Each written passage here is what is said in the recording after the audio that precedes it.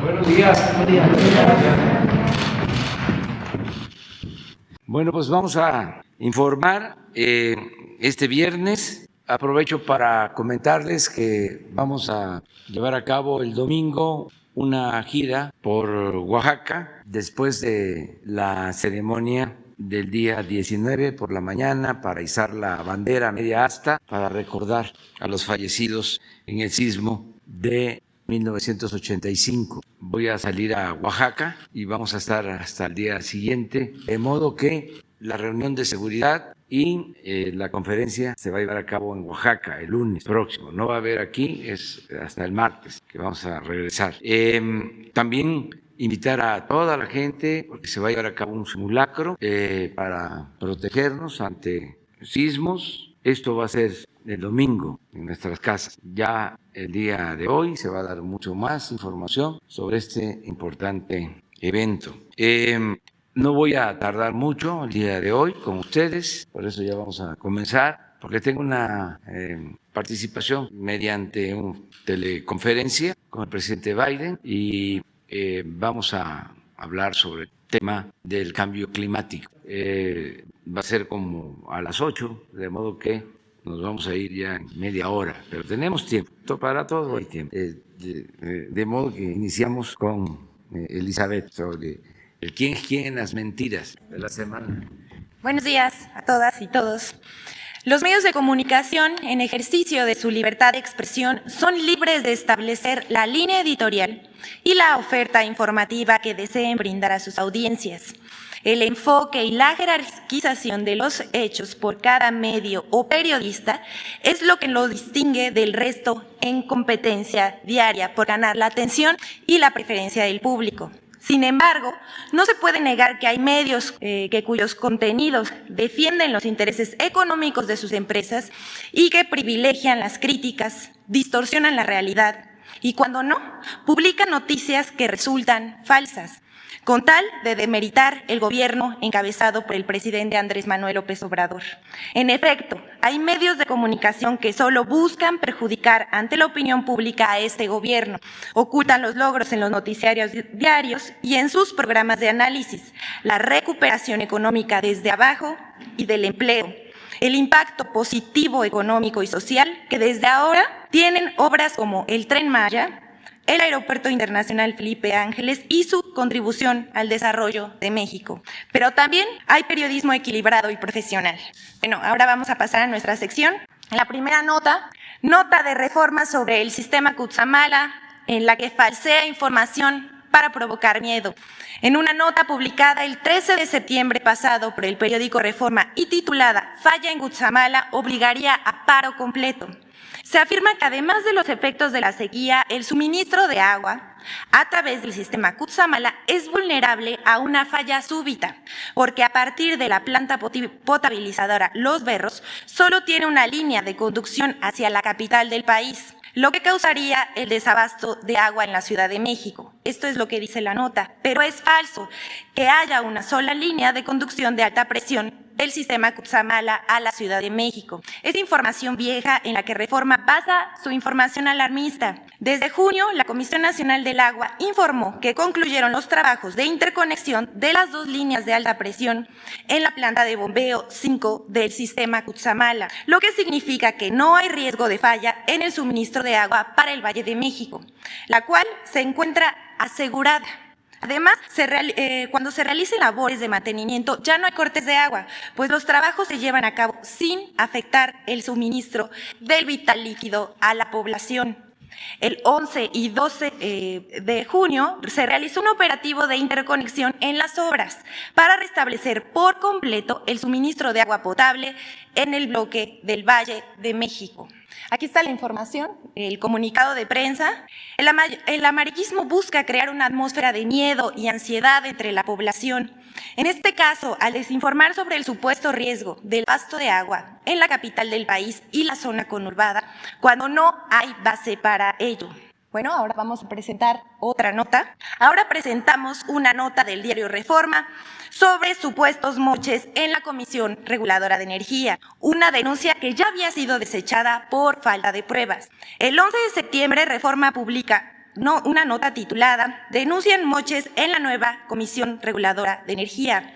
Consigna que en una denuncia ya desechada por la autoridad se involucra a una comisionada y un excomisionado, quienes, dice el diario, fueron impuestos por el presidente Andrés Manuel López Obrador, a pesar del rechazo del Senado. Según la nota, esos funcionarios presuntamente recibieron pagos de particulares por tramitar las solicitudes de permiso al Pleno del órgano regulador para su aprobación y agilizar permisos de estaciones de servicio. Esa información carece de verdad. La Comisión Reguladora de Energía informó a través de una carta aclaratoria que la queja fue atendida e investigada y que por falta de pruebas el órgano interno de control desechó la denuncia por ser improcedente. De igual modo, la Comisión Reguladora de Energía informa que 2 de los funcionarios mencionados en la nota periodística ya no laboran en la comisión desde hace 5 meses. Uno más se jubiló hace 10 meses. Solo precisar un detalle. Resulta que la denuncia no tiene base, puesto que los trámites para las solicitudes de permiso para las estaciones de servicio, cuando no son autorizadas, es por falta de documentación. Además, los permisos se aprueban por el órgano de gobierno, quienes hacen procesos de análisis y revisión profundos. Es decir, no los aprueba un comisionado en particular. Antes había mucha corrupción. Con la reforma energética entregaron concesiones a diestra y siniestra, permisos de importación para la instalación de gasolineras, para la introducción de combustibles, y era un desorden. Aquí presentamos, en la pantalla podemos ver los documentos que desmienten esa nota. Por último, vamos a presentar una nota falsa del Financiero de que el gobierno obligaría a las aerolíneas a operar en el Aeropuerto Internacional Felipe Ángeles. En una nota publicada por el periódico El Financiero el día 8 de septiembre, firmada por Aldo Munguía, asegura que si las aerolíneas no vuelan por iniciativa propia en el Aeropuerto Internacional Felipe Ángeles en Santa Lucía, el gobierno limitará los vuelos en el Aeropuerto Internacional de la Ciudad de México a 61 operaciones por hora.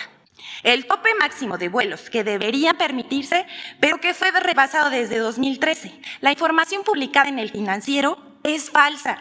El límite de 61 operaciones por hora en el Aeropuerto Internacional de la Ciudad de México es algo establecido desde hace años y que debe ser cumplido, no es algo nuevo. Varios medios y comunicadores reprodujeron la nota falsa del Financiero. Por ejemplo, El Economista, Reforma y López Dóriga. Incluso la periodista Denise Dresser aseguró que en su artículo "El mamut mexicano" se refiere a ello, que es más que un análisis, parece la introducción a un melodrama televisivo. Dresser escribe: "O cooperas o te corto el cuello. O juegas conforme a mis reglas o te arruino. O haces lo que yo te ordene o tu sufrimiento será aún mayor". Este es el mensaje que la administración de López Obrador manda todos los días y es amenazante. Esto dice la periodista y comentarista. Y dice que el ejemplo más reciente es lo que va a hacer con el Aeropuerto Felipe Ángeles, de obligar a las aerolíneas a trasladarse a Santa Lucía. También menciona de una posible interferencia entre ambos aeropuertos. Esto también es falso, como lo ha demostrado en repetidas ocasiones el subsecretario de Comunicaciones y Transportes, Carlos Morán. El Aeropuerto Internacional Felipe Ángeles estará equipado con la más alta tecnología para brindar la mayor seguridad en las operaciones aéreas, al impulsar el crecimiento futuro del tráfico aéreo en el Valle de México, tanto para pasajeros como para mercancías, con un horizonte de más de 50 años y podrá atender a 85 millones de pasajeros. La Secretaría de Comunicaciones y Transportes dejó en claro que la puesta en marcha del Aeropuerto Internacional Felipe Ángeles busca equilibrar el sistema de operaciones aéreas en el Aeropuerto Internacional de la Ciudad de México, el cual tiene como límite un total de 61 operaciones por hora. El Gobierno de México invita a las aerolíneas nacionales e internacionales a que conozcan las bondades y ventajas que representa un nuevo aeropuerto como el de Felipe Ángeles por su alta tecnología y modernidad. Varias aerolíneas han expresado su disposición para trasladar operaciones y las autoridades del Aeropuerto Internacional tendrán comunicación abierta con las empresas para que puedan acceder al nuevo aeropuerto. Aquí tenemos los datos reales Lo que sí, dice, primero, en ningún momento se informó que las aerolíneas se le limitaran las operaciones al Aeropuerto Internacional de la Ciudad de México para forzarlas a operar en Santa Lucía. Segundo, se informó que el Aeropuerto Internacional de la Ciudad de México se va a respetar la capacidad de 61 operaciones por hora, de conformidad a la declaratoria que además está publicada en el Diario Oficial de la Federación desde 2014. Cabe aclarar que con el número de operaciones se ha llevado a cabo siempre la planeación en la asignación de los slots del Aeropuerto Internacional de la Ciudad de México. Y por último, lo que ha sucedido es que el Aeropuerto de la Ciudad de México está saturado, lo que afecta la calidad de los servicios a los usuarios con demoras y envíos a terminales remotas. Hasta aquí nuestra sección. Muchas gracias. Gracias, señor. Pero yo voy a comentar sobre esto. Uno, me gustaría que repitieras, porque es interesante lo que dice la señora Dreiser. Fíjense esas cosas. Somos los verdugos. Vamos a escuchar. Esto es el Reforma Financiero, López Dóriga, todos los días. A ver, ¿cómo es? La comentarista Denise Dresser escribe en su columna, parece un melodrama televisivo, dice: o cooperas o te corto el cuello, o juegas conforme a mis reglas o te arruino, o haces lo que yo te ordene o tu sufrimiento será aún mayor. Bueno, este es el mensaje que manda la administración de López Obrador. Dice, manda todos los días y es amenazante. Bueno, también dice que el ejemplo más reciente es lo que va a hacer con el aeropuerto Felipe Ángeles a las aerolíneas a trasladarse a Santa Lucía. Bueno, aquí está. Dice, al final remata, no busca crear incentivos para la colaboración. Lo suyo siempre acaba siendo una estrategia de intimidación. No gobierna convenciendo, gobierna amedrentando. Ahí está.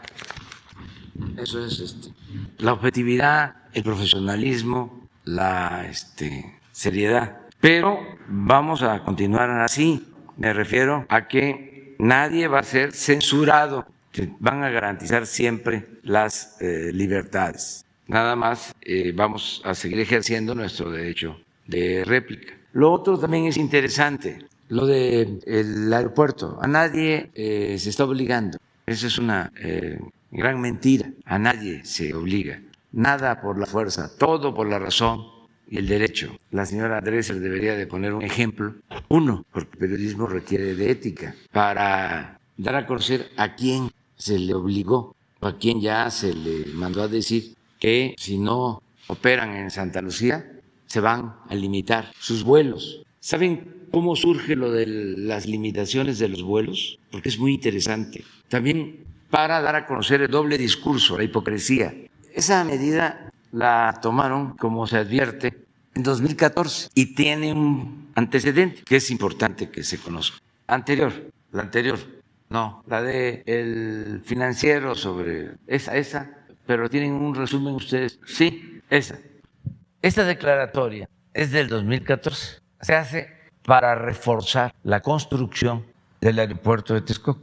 Casi al mismo tiempo se cierra el aeropuerto de Toluca. Diría que de manera intencional se saturó el aeropuerto de la Ciudad de México para justificar la construcción del nuevo aeropuerto de Texcoco. Ese es el antecedente. ¿Ustedes creen que el Reforma, el Financiero, etcétera, etcétera, hablaron de este manejo? ¿De cómo de repente dejaron de llegar vuelos a Toluca, que se estaba utilizando ese aeropuerto y se cerró para justificar la construcción del aeropuerto de Texcoco, para justificar el atraco, el negocio, el robo, la corrupción? Pero en ese entonces la complicidad era total, absoluta, de los medios de información, todos callados. Entonces, era mi comentario.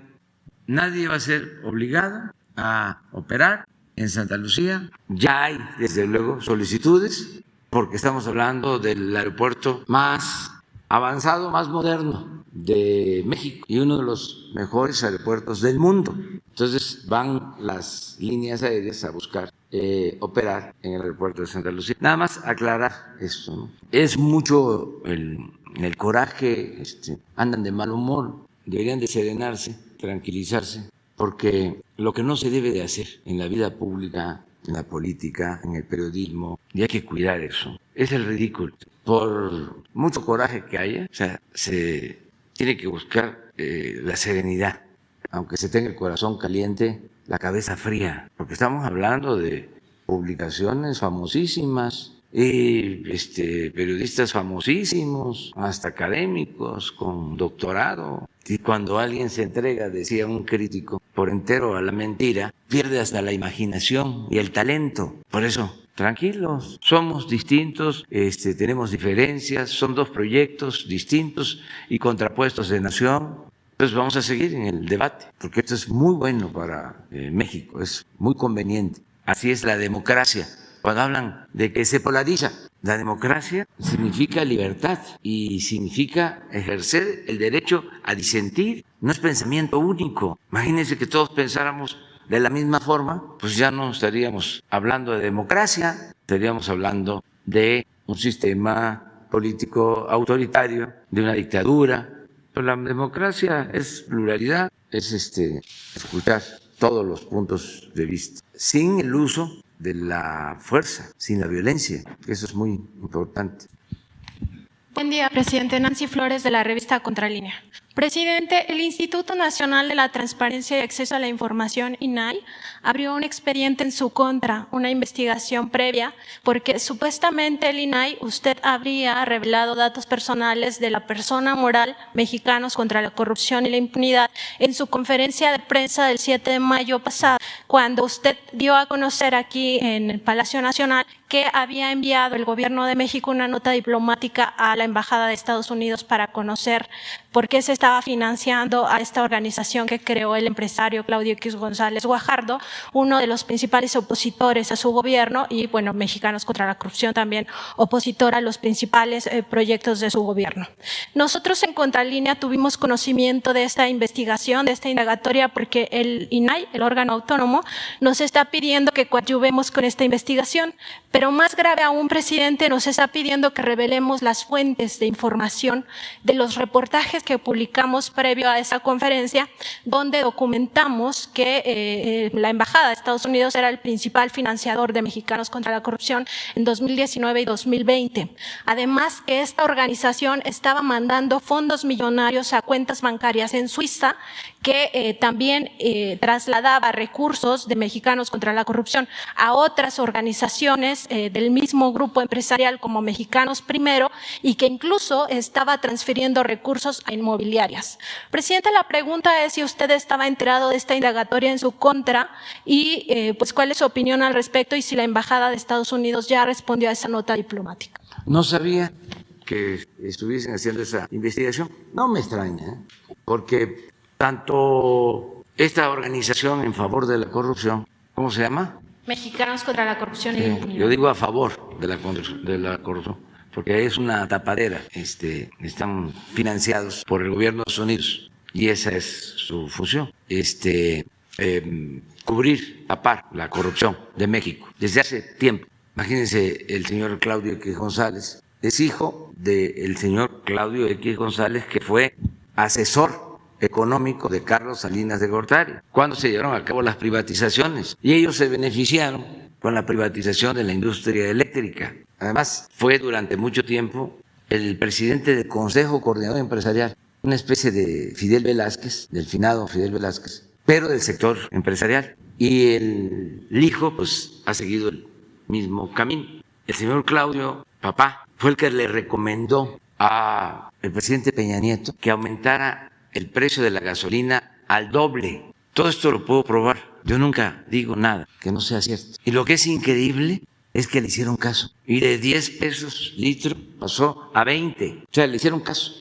Recuerdo que un poco el argumento era, ¿para qué aumentar impuestos? Mejor aumenten el precio de las gasolinas. Y así el gobierno va a tener más dinero. Es convertir una gasolinera en una receptoría de rentas. Brillante idea. Pues tenían una influencia tremenda. Yo pues fui víctima de ellos desde hace tiempo, porque Claudio X González, papá, fue el que encabezó a todo el sector empresarial en el 2006 para llevar a cabo el fraude electoral cuando nos robaron la presidencia. Él era el presidente del Consejo Empresarial y era el que hacía las gestiones en Televisa para que soltaran la guerra sucia en contra nuestra. Y es interesante algo que supe, incluso creo que podría estar hasta publicado. cuando estaba la campaña del 2006, él llegó a decir que o me vencían o podía suceder algo parecido a lo de Chile con Allende de 1973. Por eso hasta puedo decir que es mejor el hijo, que los respeto a los dos, pero imagínense ese pensamiento tan retrógrado. Ahora que el hijo declara de que no va a participar su organización y seguramente todos los partidos que unió en contra de nosotros, los partidos conservadores, que no van a participar en la revocación del mandato, pues recuerdo aquello. Entonces, ¿qué tan demócratas son? ¿Cómo quieren, pues, dirimir las diferencias? Si el mejor método es el método democrático. Cuando hay dos proyectos distintos, contrapuestos, ¿quién decide? El pueblo. No tenerle miedo al pueblo y que el pueblo sea el soberano, no los grupos de intereses creados, no el extremismo. Entonces, cuando dice, no vamos a participar, ¿en qué quedamos? ¿Qué no planteó de que había que participar para que nos ganaran la mayoría en la Cámara de Diputados? ¿Se acuerdan de la tacita? ¿O le quitamos la Cámara o nos va a quitar el país? ¿Yo qué les puedo quitar? Al contrario, hay gobiernos que dan y hay gobiernos que quitan. El gobierno que yo represento es un gobierno que da al pueblo, que no le quita nada a nadie. Pero ahora dice, no, porque se va a polarizar México si participamos en la revocación del mandato. Entonces, ¿cómo es que no están de acuerdo conmigo? ¿Y cómo es que me quieren quitar? ¿Cuál es el medio que van a utilizar? ¿Van a seguir con la guerra sucia? ¿Por qué no participan en la revocación del mandato? Ahí se le va a preguntar a la gente, ¿quieres que siga el presidente o que se vaya? Y hay que tenerle confianza al pueblo. Y si ellos tienen la razón, y si está muy mal el país y muy mal el gobierno, pues la gente va a decir, ya, a Palenque. Pero esa investigación seguramente la están llevando a cabo, porque también ellos fueron los que crearon esos organismos para simular lo de la transparencia durante el periodo neoliberal, para mandar el mensaje, la idea de que se combatía la corrupción. Mientras estaba el saqueo, estaban estos organismos creados por ellos, que nos cuestan muchísimo, 1,000 millones de pesos al año, porque esos consejeros de la transparencia fueron también de los que se ampararon. Esos ganan como 300,000 pesos mensuales y están al servicio de estos grupos, de Claudio X González. Pero bueno, no es ningún invento el que el gobierno de Estados Unidos les está dando dinero. Nosotros enviamos una nota diplomática al gobierno de Estados Unidos para pedirles de que ya no estén financiando a estos grupos y que sean respetuosos de nuestra independencia. No nos han contestado todavía, pero vamos a seguir insistiendo. Y reciben también apoyo de organizaciones empresariales, financieras. Eso está probado. Nada más una pregunta, ¿quién informó primero, ustedes o nosotros, sobre esto de que les entregaba dinero el gobierno de Estados Nosotros Unidos? publicamos un reportaje el 2 de mayo, el 6 de mayo vine a la conferencia mañanera a preguntarle sobre este tema. Usted me dijo que de comprobarse esto se enviaría una nota diplomática y al siguiente día, que es el día que están poniendo en su indagatoria, el 7 de mayo, usted dio a conocer aquí que se envió la nota diplomática. Pues si me lo preguntaste, yo te contesté y no te dije ninguna mentira. Además están todas las pruebas. Les debería dar vergüenza, pero bueno. Presidente, y en otro tema, seguimos en Contralínea investigando todo el tema de corrupción en los reclusorios, estos 8 contratos que usted también ha revelado aquí en la conferencia. Hemos encontrado ya más información en torno a cómo se dieron estos negocios, que el presidente Felipe Calderón directamente aprobó que se dieran estos contratos a 6 empresas que eran cómplices en su gobierno. Y estas empresas, entre las que están Tradeco, GIA, Arendal, estas empresas vendieron esos contratos que se les habían asignado directamente. Se les habían asignado directamente porque supuestamente era un tema de seguridad nacional, entonces hay un tema de defraudación, pero además hay un tema de ilegalidad en esta venta de contratos. También hemos documentado que toda esta corrupción, estos contratos que además están por 22 años, que son transeccionales, implican un gasto del erario de 300,000 millones, al cual ustedes ya lograron que se les baje el 15%. Sin embargo, presidente, pues son más de 200,000 millones de pesos los implicados en este gran fraude. Me parece que es uno de los fraudes más grandes que ha habido en la historia de México. La Fiscalía General de la República ya tiene abiertas indagatorias. Nosotros tuvimos acceso a estos documentos donde se observa que entre los funcionarios que están investigando pues está el propio Felipe Calderón, el exsecretario de Seguridad Genaro García Luna, también el exsecretario de Hacienda Ernesto Cordero, entre otros, y las propias empresas. La pregunta, presidente, es si no debería ya la Fiscalía General de la República citar al presidente, al expresidente Calderón, para que explique por qué permitió este gran fraude a la nación y si el gobierno de México está colaborando en esas indagatorias de la Fiscalía General de la República, pues para que se documente este gran fraude a la nación que implica más de 200,000 millones de pesos. Miren, nosotros ya hablamos sobre este tema, se logró un acuerdo de una disminución del 15%, como tú lo señalas. Sin embargo, se envió a la Fiscalía el expediente por una serie de irregularidades, por decir lo menos. Baste señalar que no hubo licitaciones, fueron asignaciones directas. Y estamos hablando de miles de millones de pesos. Por eso se envió. Va a ser la Fiscalía la que va a resolver. Pero quiero aclarar algo. Desde que tomé posición, sostuve que en el caso de los expresidentes, solo si existían expedientes de personas, de ciudadanos, si lo aprobaba la gente en una consulta, en mi opinión, se podía llevar a cabo el juicio contra los expresidentes. Que yo era partidario y soy partidario de que se vea hacia adelante. Porque el colmo, la verdad, es que luego de todo lo que hicieron en el periodo neoliberal, que es el periodo de más saqueo, de más robo que he registrado en la historia de México. Desde que llegaron los españoles empezó el saqueo. Bueno, con el tesoro de Moctezuma. Está probado que se lo robaron y se lo repartieron. Y le tocó más a los jefes de la invasión.